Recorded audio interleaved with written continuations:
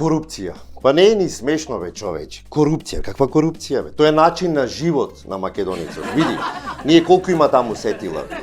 5-6. Ние имаме едно сетило што се вика снајди се. Со тоа снајди се, понатаму во животот се си бркаме. Ти пред да се родиш, замисли, уште си во стомакот на мајка ти, да излегуваш, надвор татко ти чека со 100 евра, да ја потплати сестрата дека успеала да ти го одврти, почната врвца да ти одврти што ти бидела околу вратот. Значи, во моментот кога ќе се родиш, ти си научен лека полека понатаму со така наречена корупција. Па не е корупција, бе, човече, полека среди ваму, среди таму, еве, да се запишеш на училиште. Не ти треба за кај која наставничка сакаш? Па нормално таму треба еден ручек да даеш. Па треба да почастиш малку, па корупција го вика. Па не е корупција, си завршил работа, бе, човече. Понатаму исто возачка. Ти мислиш возачка така се зема. Ајде, седи возачка од нигде никаде, ги знаел знаците, знаел да вози. Малку е тоа, бе. Чекај малку. Треба да частиш таму екипата што ти е собрана во колата, што те вози така наречена комисија, еден ручек, едно виски, едно друго, ќе потфрлиш некој динар, ќе се снајдиш. Види, корупција го викале. Што корупција бе да му даеш на доктор, 200 евра да те фати прекурет. Чекале 100 луѓе, ти тајно ќе го направиш, нема пред сите. Ти прави услуга човекот. Има 20 души пред тебе прекурет, те опериса. И тоа за колку? За 200 евра. Ништо пари. Ајде се вака, драги мои. Дај да ја свртиме сега теоријата. Ајде нека дојде овде, на пример, во Македонија да живее швајцарец и да се снајди. Па нема да се снајди. Еве замисли се појавува, мислам, јас многу во фикција влегува швајцарец доброволно да дојдел во Македонија. Тоа е во старт невозможно. Ајде вака ќе направиме. Замисли ти прават некој тест период на некој лет од Скопје до Буенос Ајрес, пробен лет преку Визер 1200 денари. Фаќаш 1200 денари, тргнуваш во Буенос Ајрес со бројани пари, пасошот и парите ти ги крадат. Шо преш ти во тој момент? Гарантирам дека македонец за недела дена овде на плоштад ќе си седи, кафе ќе пие и ќе ужива. Како? Па се снашол, бе, човек. Замисли, швајцарец да му се случи истото. Во Буенос Ајрес му ги украле парите, пасошот се му украле. Ќе се снајди? Шипак што ќе се снајди. Ќе почне да се јавува по амбасади, да го повлечат амбасадите, Интерпол, хеликоптери ќе дојдат. Хаос, ќе се депримира, хаос ќе настани. А ти да сакаш, не може да те повлечи амбасадата, да речем. Зошто? Затоа што Македонија нема амбасада во Буенос Ајрес. Така ќе најдеш начин како да се снајдиш. Ајде, што би се случило сега, например, тој швајцарецот истиот за кој што збораме, да дојде тука да живее. Ќе го види швајцарецот после 2 недели во депресија паднат. Седнат на кафе, и то не на кафе да пие, ракија враце, му се треси раката, пие. После ручек ќе го видиш во кафанче некој, седнато дреми таму, да касни. Во сендвичара застанат со син му вели таму во сендвичара, со поќе кетчап мајонез, за да му држи. Мора тој лека полека, тоа 7-то, 8-то сетило веќе да го научи како функционира, да се снајди. Ќе оди на фудбал со син му, застана со син му, го држи за рака, насолзен, ќе може да влеземе двајца со една карта. Мислиш ќе се снајди? Како да не ќе се снајдел? Ќе се снајди единствено на црно да крка диазепами. Прво не ќе може да се снајди на работа. Па видете, ние во Швајцарија работиме по 7 часа, имаме 4 часа одмор за ручек, плюс топол оброк и чаша вино и десерт од фирмата. Мекуши едни, бе. Мекуј, овде ќе работиш 10 сати, ќе имаш 7 минути да јадиш четврт бурек, ама чекај, немам време јогуртот кога да го допијам. Ќе го допиеш дома јогуртот. Ама чекајте, не може така. Кој рече дека не може така? Чао, ќе најдиме друг. Ама ќе тужам. Како ќе тужиш, бе, брат? Кај прв брачет ми е судија, како ќе тужиш? Ти само тужи. Ќе треба може да ги вратиш парите за кои што си работел. Сега, замислете овој швајцарецот.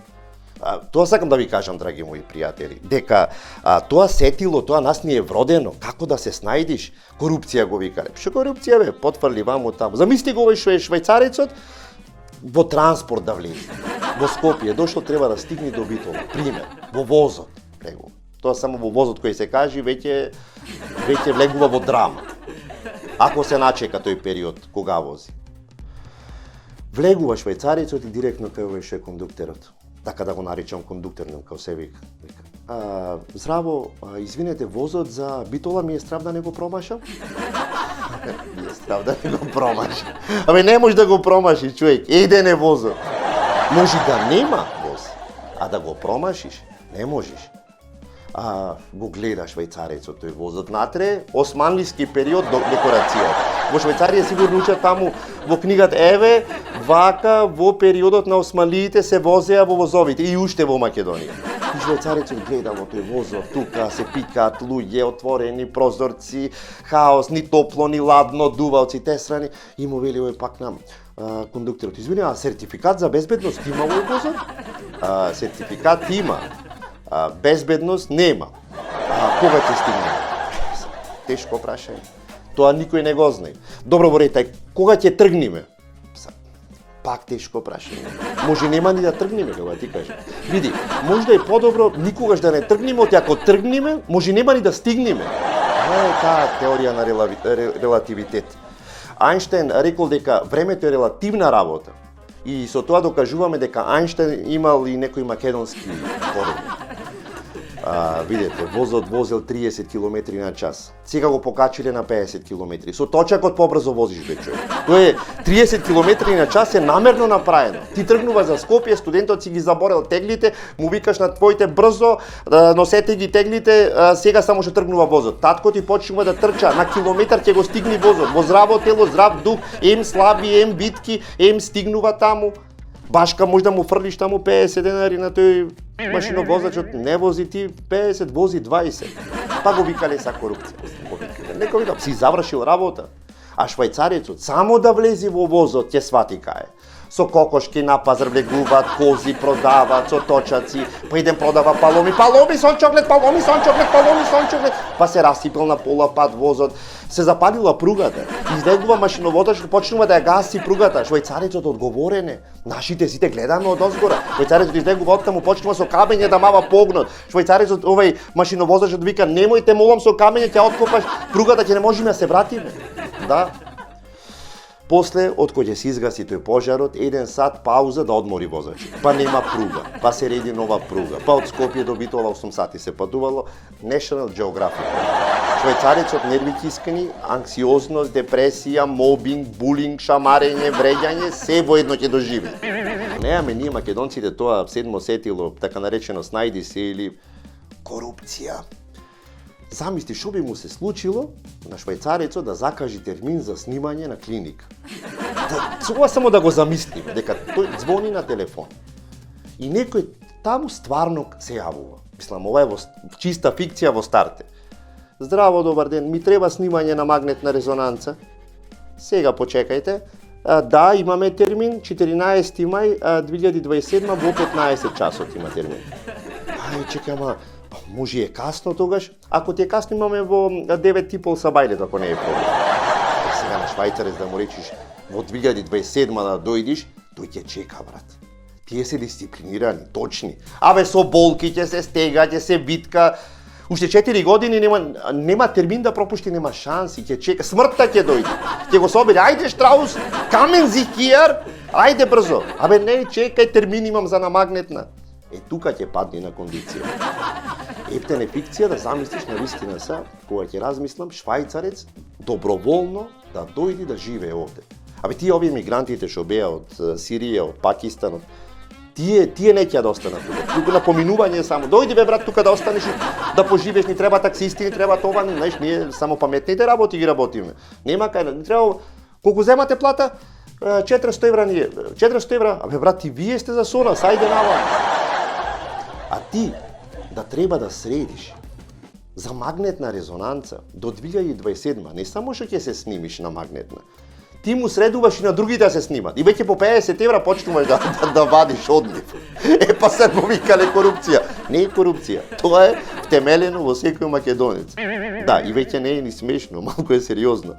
Можеш ли да пробаш ти на швајцарец, драг мој пријателе, сега што ме гледаш, да му го објасниш моментот со извод не постар од 6 месеци.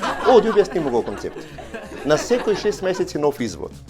Нема логика. Во 6 месеци, шо, си се преродил? Нешто ко турска серија, па си дознал дека те родила студинката, па сега мораш да набавиш нов извод и да го наследиш имотот? Како? На 6 месеци. Што сме ние будисти, па се реинкарниравме и сега нов извод ни треба? На 6 месеци, ало? Швајцарецот ќе рече, овие стварно се Ајнштајни, бе. Ништо не разбирам. Како воопшто живеат овде не ми е јасно. Не може сега на 2 милиони на сите се да им е јасно, само јас да не сваќам. Абе ќе му го падне IQ-то на швајцарецот. Во еден момент сигурно ќе дојди, ќе праша сигурно. Оти е вака тука, бе? Оти. Тука имаш и ти спремен одговор. Оти. Да, оти. Па за да ти пукнат, оти. Па така е, бе, човек. Не крадат 30 години. Бе, крадат. Кој век кради? В затвор се? Затвор. Мислам, беа, како така, беа, се повози до струга, до вамо, беа малку в затвор. Така се вели како в затвор да беа. А кој век кради? Па, 2 парти тие се, не? Значи нема тие гласачи. Пробува тој разумно некако. Дали разумно? Немале гласачи. Како да ти објаснам, драг пријателе, а да не испаднем IQ 81? Да, таа корупција не донесе до ова ниво, па вие како сакате наречете го. Дали било тоа корупција или било некое седмо сетило, снајди се.